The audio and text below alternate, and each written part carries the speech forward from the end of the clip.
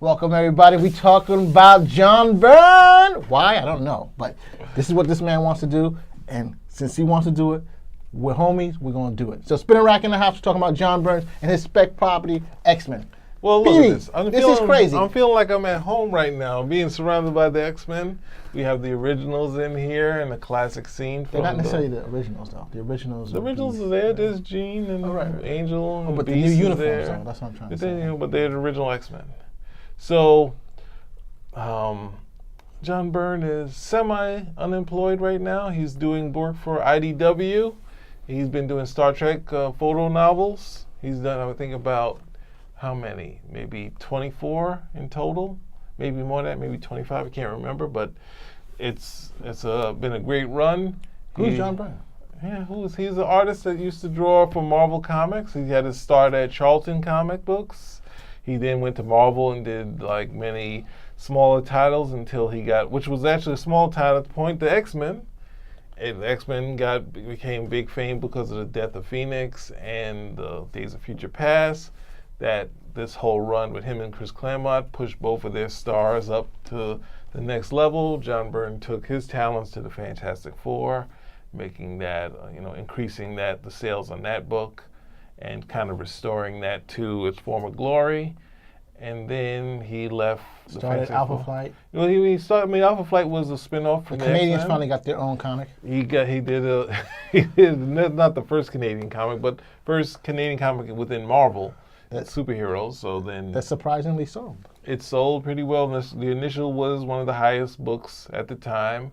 And then it went steadily down. No, the book lasted for 125 issues, so that's a decent run. Because the government was buying it in bulk. Well, one of the things is that he created those characters when he was a fan. So as a fan, as a pro, he was like, his strong guy, hero, had all these sort of archetypes. Mm-hmm. And as he went along, he started to break those sort of down, where the speedster was homosexual, was a gay character.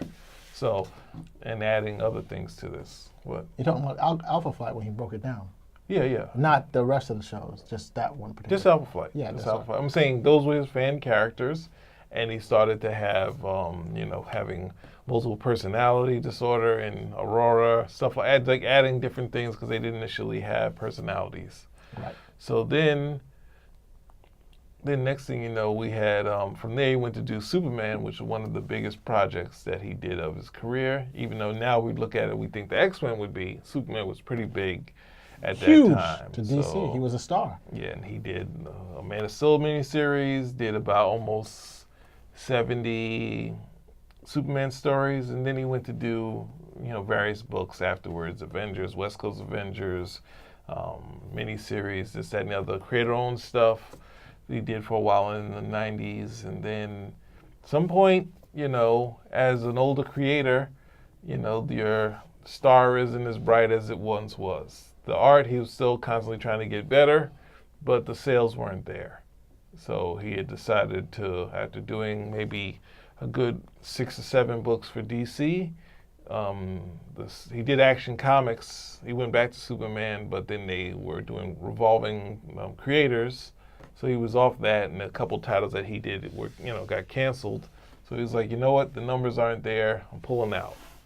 And then luckily, the creators at IDW decided to cajole him into doing work. So he did a bunch of creator-owned stuff, more so than he did with Dark Horse. He did a ton of books. He was doing fill-ins again.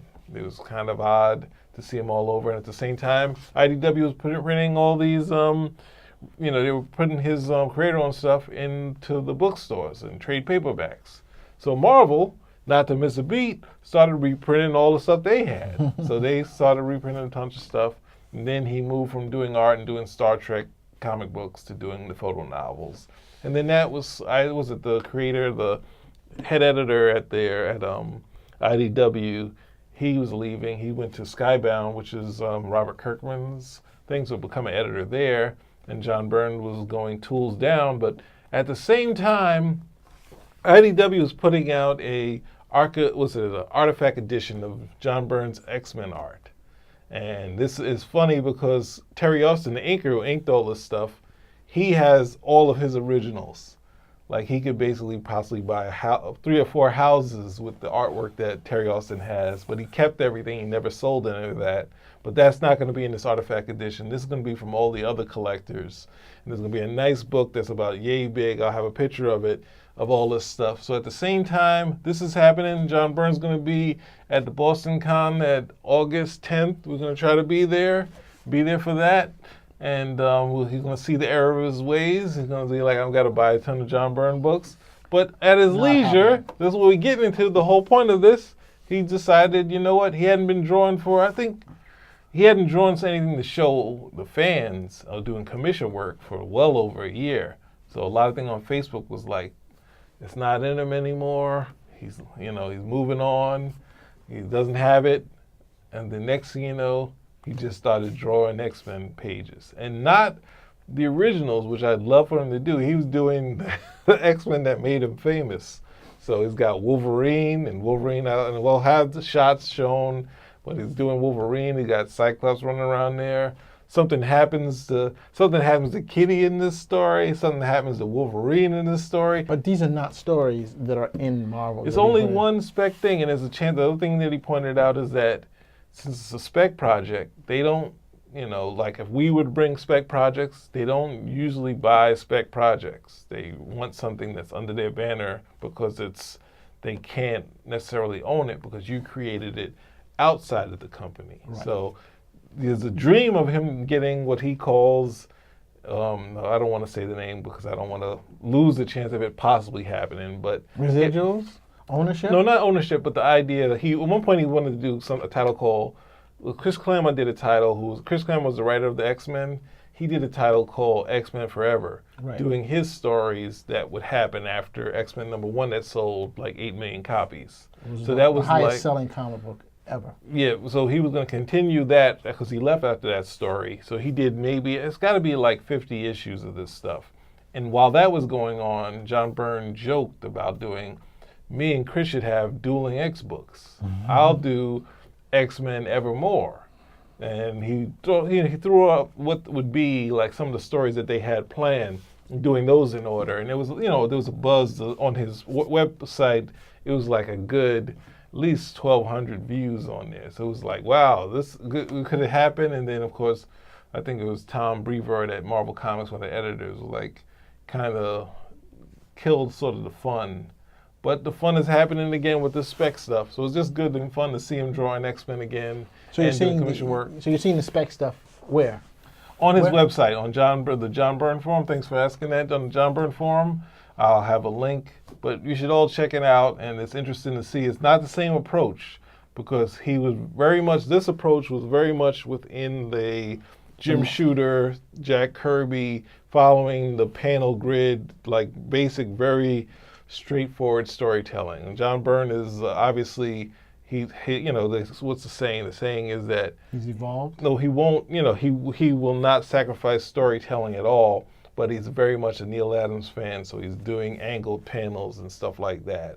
And it's interesting to see he's not breaking any storytelling rules, but it's not just straightforward panel grids and that sort of thing. No!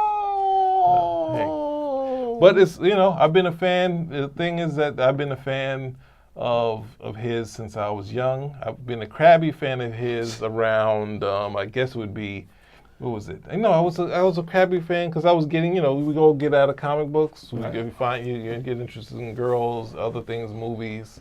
And I was out of comics for a 6-month period, but I was still buying back issues. So I don't know if I was really out, but I wasn't buying regular monthly comics. And then he went to do Superman. And I had to go buy back every Fantastic Four issue I missed and Alpha Flight, and I was like, man, I was wrong. All this stuff wasn't that bad, and you get critical. So he always changes his inking style, but and that's great because I remember you saying before we had a discussion where you were very critical during that time period, but you come back and appreciated that the arcs that he was writing and the arcs that he was involved in was very important and very interesting.